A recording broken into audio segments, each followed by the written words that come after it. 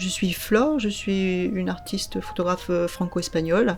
Je suis représentée par plusieurs galeries dans le monde, en particulier à Paris par la galerie Clémentine de la Ferronnière.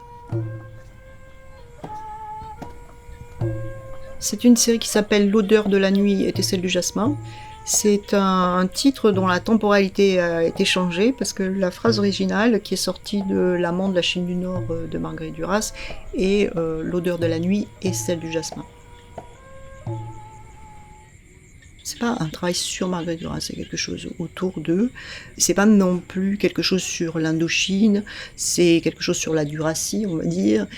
C'est pas un documentaire sur l'endroit où elle a vécu, ni sur la vie qu'elle a pu mener. C'est vraiment une sorte de correspondance entre ce qu'elle a prétendu avoir vécu, c'est-à-dire ce qu'elle a écrit, et moi, comment je le vis.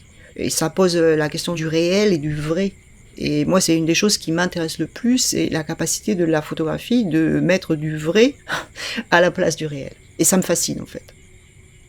C'est une interprétation des souvenirs qu'elle prétend avoir eus. Quand on est à ce stade-là, ça donne une grande liberté, quand même. Après, la liberté, elle est pas dénuée d'intuition, parce que les Duraciens, il y en a quand même beaucoup, et Marguerite Duras, elle appartient à chacun des Duraciens de manière extrêmement intime, mais j'ai encore eu personne qui est venu me prendre à part en me disant que je trahissais. La Duracie, c'est un terme qui m'a beaucoup plu quand je l'ai trouvé pour la première fois. C'est Nicolas Coman, le photographe et chanteur, qui a écrit un texte pour la Revue des Deux Mondes à propos de ce travail, et qui a dit, en fait, on est en Duracie. Ce qui voudrait dire vraiment la terre de Duras, en quelque sorte. Et c'est là où j'ai senti que c'était là une vraie compréhension du travail. On est dans un endroit qui n'est pas réel, mais qui est vrai.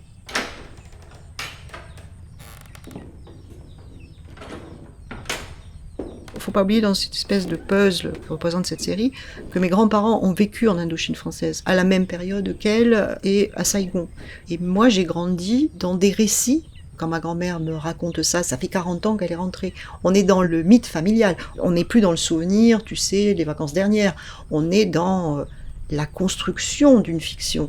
Et ça a constitué, je pense, un fond d'exotisme qui m'est très intime. Et quand je reconstitue L'odeur de la nuit était celle du jasmin, je parle pas seulement de Marguerite Duras ou des textes, je suis aussi sur les traces de quelque chose qui m'a été raconté.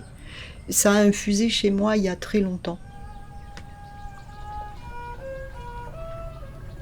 Le premier soir que j'arrive dans le Vietnam, je marchais un peu comme ça, on venait d'arriver, il y avait le décalage horaire, tout ça.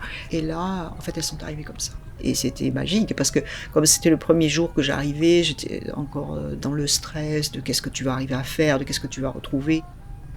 C'est une image qui me rappelle une photo de Marguerite Duras qui n'est pas tellement connue, mais qui fait la couverture d'une des biographies d'Alain Vircondelet, qui est en fait une photo en couleur où on voit deux jeunes Duras, elle est adolescente, dont la main de chacune est appuyée sur une sorte de petit tabouret haut. S'il y avait deux Duras de face, il pouvait y avoir deux Duras de dos. La voilà démultipliée. Ma tante Loulou, elle a fait sa première année au lycée Chassoulouba à Saïgon, l'année où Marguerite Duras rentrait en France. Marguerite Duras, elle était en pensionnat, je pense que c'était, avec une jeune femme dont elle a été, je pense au moins, je dirais, sensuellement amoureuse, qui est Hélène Lagonelle. Celle-là doit s'appeler avec Louise, parce que ma tante Loulou s'appelait Louise, et c'était pour moi l'idée qu'elles avaient été au même endroit, au même moment, c'était joli de pouvoir les imaginer côte à côte.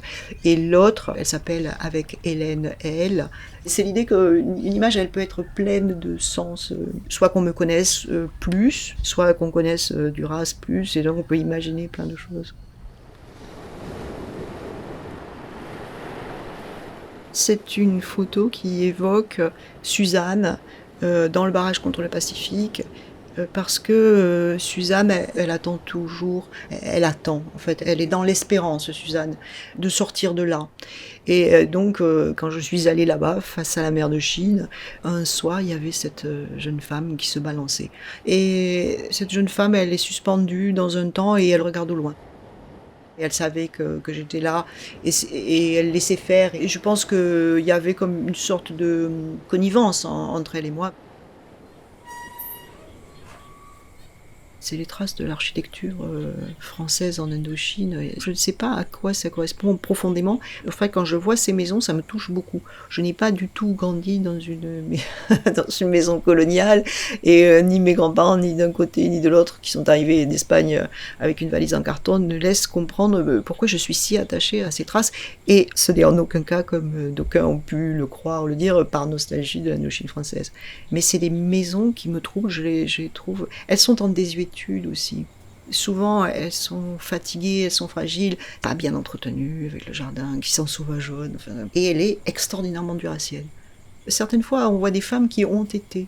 On sent que leur beauté perdure un petit peu, mais c'est comme des pivoines, c'est comme des roses, quelque chose qui est sur la suspension de ce qui a été, mais on voit qu'il y a une beauté qui transperce. Je pense que c'est ça qui me touche, certainement en plus qu'autre chose.